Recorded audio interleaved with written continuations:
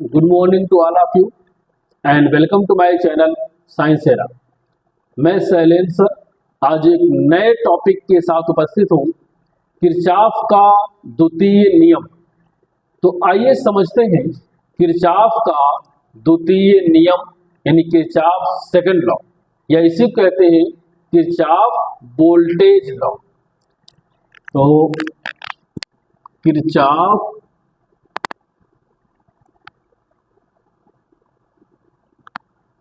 का द्वितीय नियम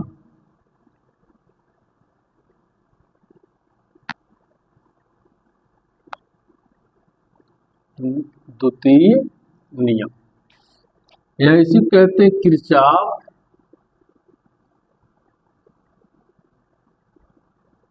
voltage law. Voltage law short form में कहते हैं KVL, Kirchhoff voltage law, KVL, या फिर किरचॉफ का द्वितीय नियम, क्योंकि प्रथम नियम हम लोगों ने पढ़ लिया था। तो आइए समझते हैं किरचॉफ ने द्वितीय नियम में क्या कहा। उसने ये कहा कि अगर मान लो कि हमारे पास दो पास हो, यानी किसी परिपथ का जो है वो पास बना हो, परिपथ का जाल बना हो। तो जैसे परिपथ का जाल है,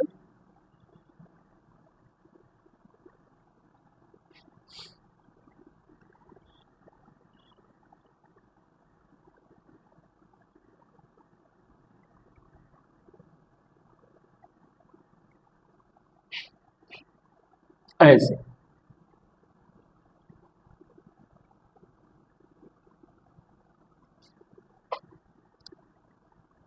माइनस प्लस ये है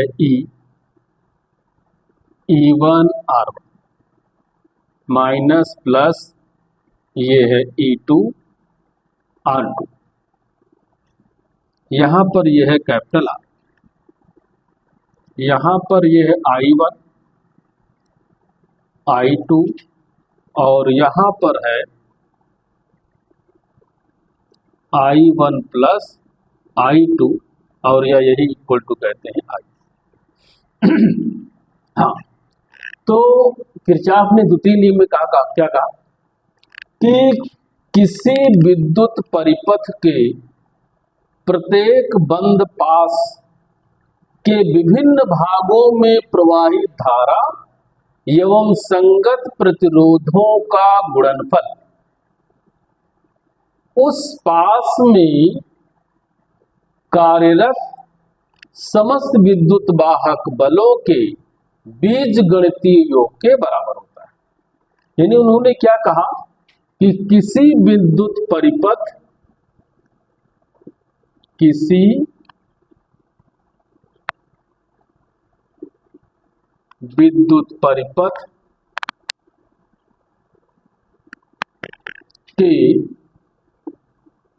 प्रत्येक बंद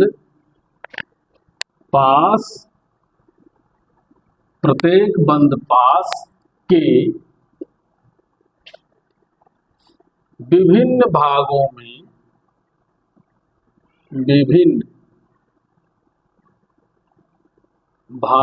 में प्रवाहित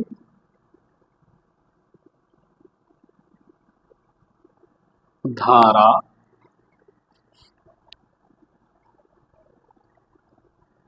एवं संगत प्रतिरोधों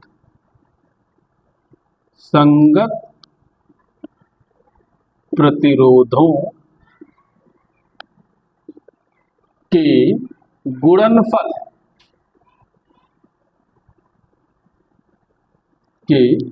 गुणनफल एवं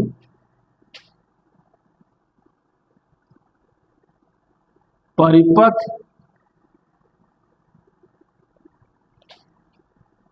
में प्रयुक्त समस्त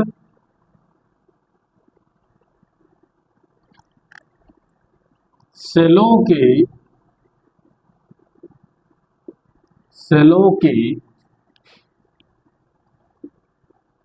विद्युत वाहक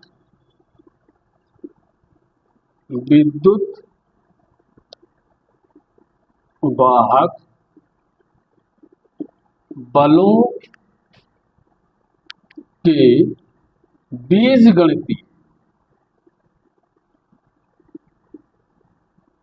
बीजगणितीय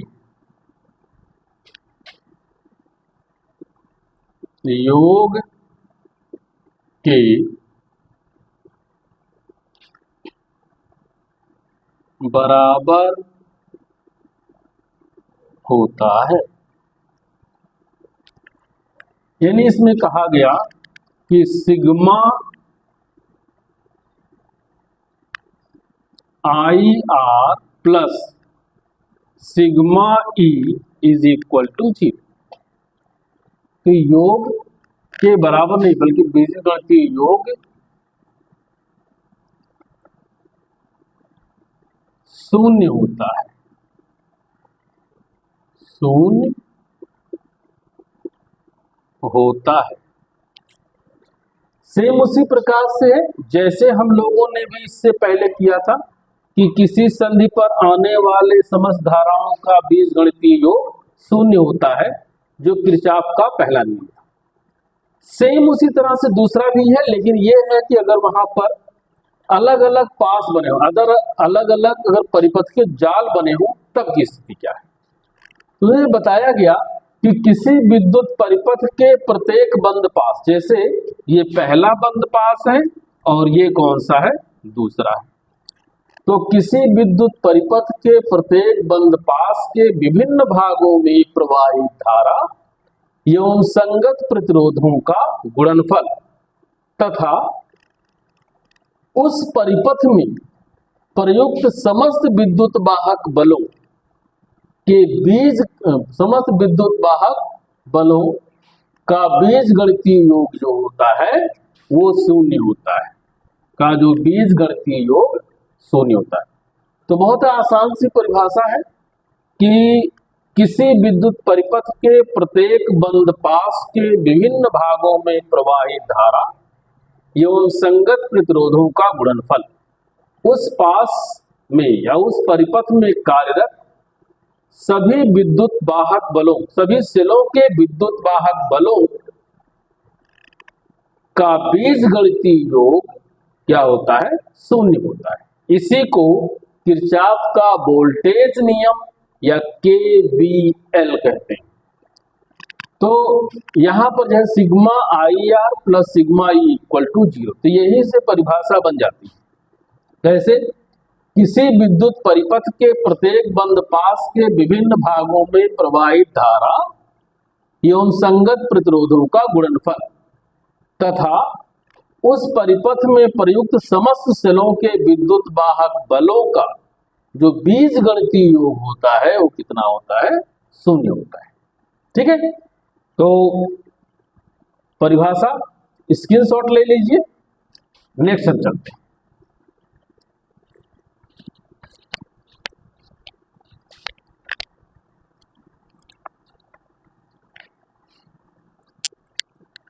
किरचॉफ के द्वितीय नियम का गणितीय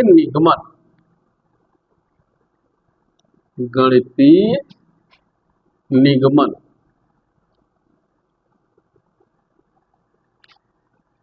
यानी ये कह सकते हैं mathematical expression of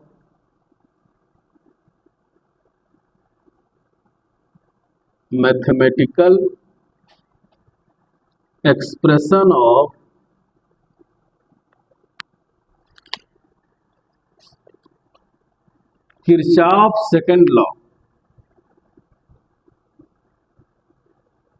Kirchhoff second law,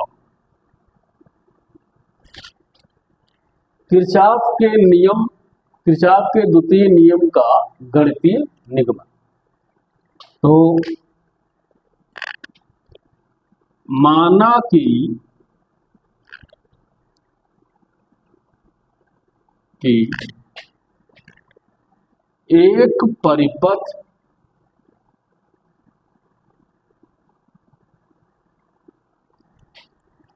A B C D ई ई, तो एक परिपथ A B C D E A B C D E, यहां पर एफ कर देते ई एफ ए, यही मान लिया। माना कि एक परिपथ A B C D E F A है जिसके भुजा ए बी में सेल E1 तथा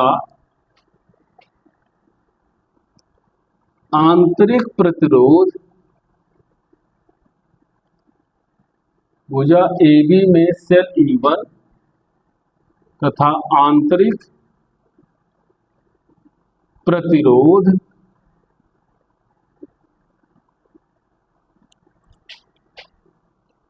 R1 जुड़ा है। AB भुजा में एक सेल E1 आंतरिक प्रतिरोध R1 जुड़ा है।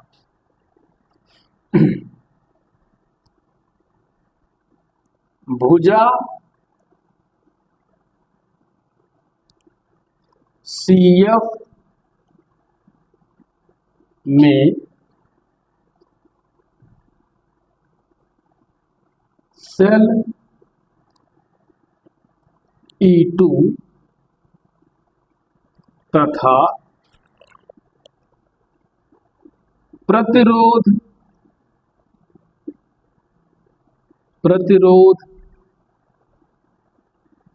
R2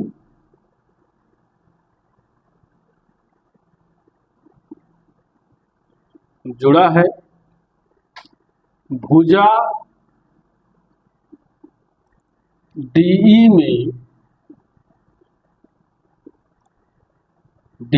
में प्रतिरोध R है।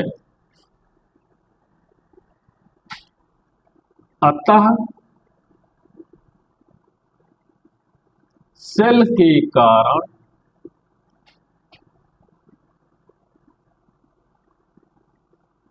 परिपथ में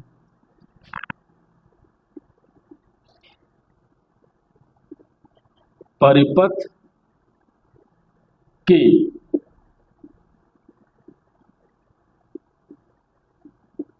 भुजाओं में धारा I1 I2 तथा I क्रमशः AB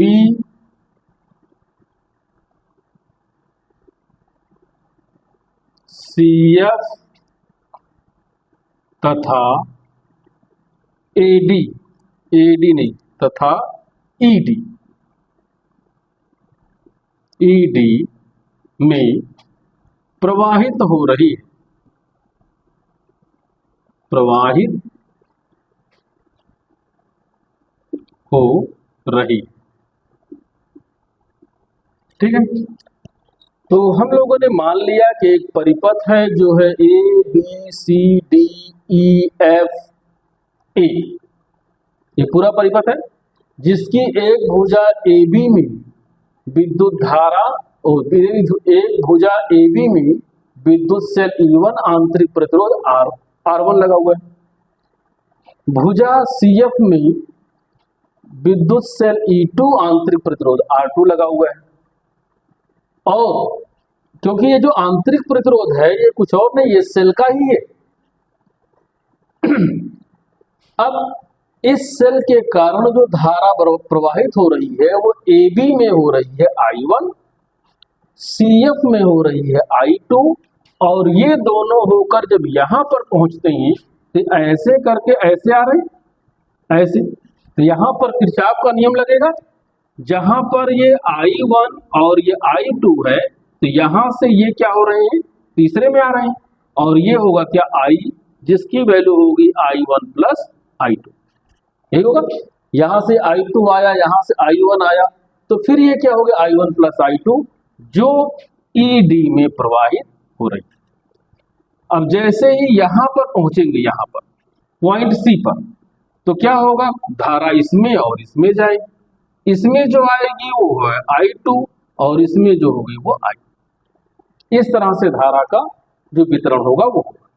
अब यहां पर एक चीज हम लोगों ने अभी बताया था कि किसी विद्युत परिपथ के प्रत्येक बंद पास के विभिन्न भागों में प्रवाहित धारा एवं संगत प्रतिरोधों का गुणनफल तथा उस परिपथ में प्रयुक्त समस्त विद्युत वाहक बल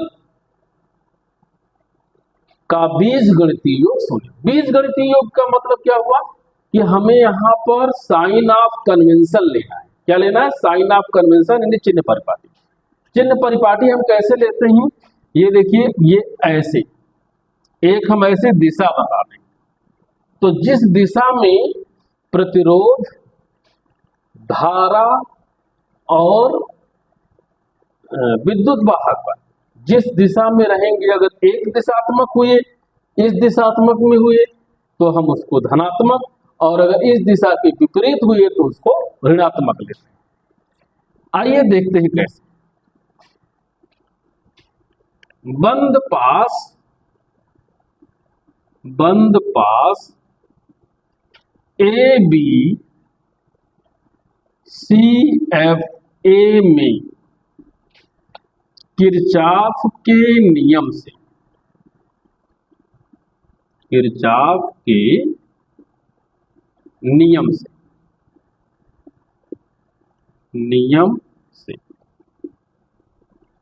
तो किसमें हमने कहा ABCFA। अब यहां पर एक चीज देखिए कि विद्युत धारा ऐसे प्रवाहित हो रही है, हमने जो दिशा लिया वो ऐसे, ऐसे और ऐसे लिया हुआ, हमने जो दिशा जो निर्धारित किया है वो ऐसे, और विद्युत धारा भी क्या हो रही है, ऐसे चल रही है। तो इसे मतलब एक ही दिशा में है, और जब एक ही दिशा में है तो विद्युत धारा और संगत प्रतिरोध का गुणनफल कैसा होगा, धनात्मक होगा। यानी हम ये कह सकते हैं कि I1R1 और प्लस क्या हो गया E1, ये किसका है, पहले का है, यानी पहले एक भुजा का है। अब क्योंकि पहले जो ABCFA पास में एक भुजा AB है और एक CF है, तो अब इसमें देखते हैं, यहां पर देखते हैं धारा कैसे प्रवाहित हो रही, ऐसे, हमने दिशा कैसे लिया है, ऐसे। इसका मतलब है जिस दिशा को हमने डिसाइड किया है उसके विपरीत विद्युत धारा आ रही, तो जब उसकी विपरीत आ रही है तो इसका जो गुणनफल होगा वो कैसा होगा, ऋणात्मक होगा। यानी हम ये कह सकते हैं कि माइनस I2R2 और माइनस E2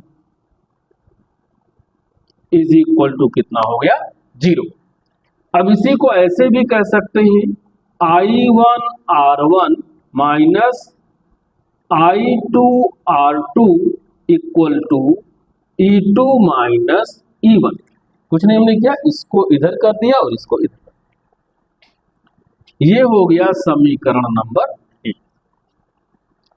किस पास का हुआ, ABCFA। अब आगे देखते हैं बंद पास CDEFC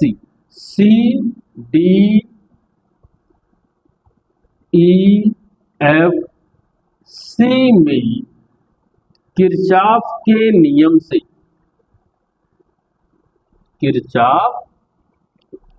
के नियम से। ठीक है, तो किरचॉफ के नियम से इसमें देखिए, इसमें भी धारा हम ऐसे ले रहे हैं, ऐसे और ऐसे, ये हमने दिशा को निर्धारित किया। अब यहां से देखते हैं, पहले हम इसी में आ जाए, किसी में भी आ सकते हैं, चाहे इस भुजा में आ जाए चाहे इस भुजा में। तो इस भुजा में आते हैं, ईडी में अगर देखें तो विद्युत धारा इसमें कौन सी प्रवाहित हो रही है, आई, और प्रतिरोध इसका कितना है, आर। यहां पर जो हमने धारा भी निर्धारित किया है वो ऐसे, तो दोनों एक ही दिशा में, ये भी एक दिशा में, ये भी एक दिशा में। तो जब दोनों एक ही दिशा में है तो इसका जो गुणनफल होगा वो कैसा होगा, धनात्मक होगा।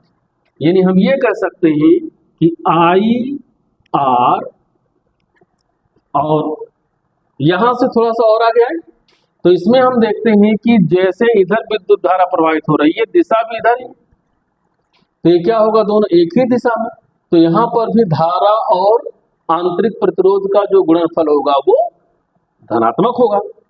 तो ऐसी स्थिति में plus I2 R2 plus E2 is equal to 0, या इसी को हम कह सकते हैं, क्या कह सकते हैं, I R plus I2 R2 is equal to minus E2। लेकिन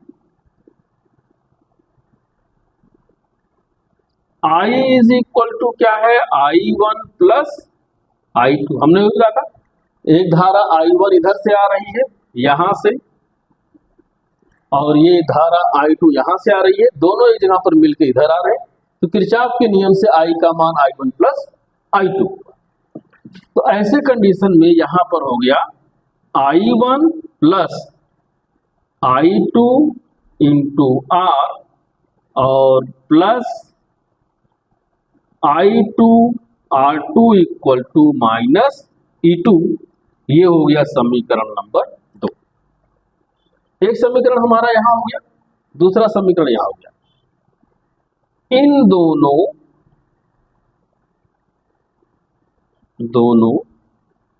समीकरण के सहायता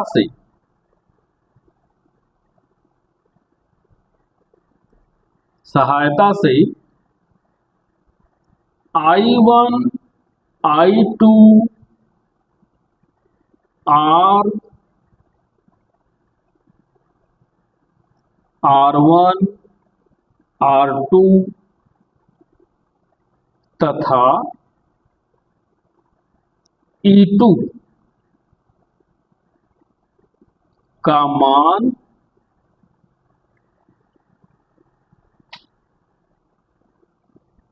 ज्ञात होने पर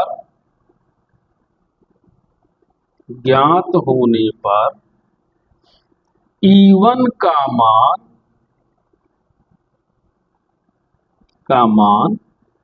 निकाल सकते हैं।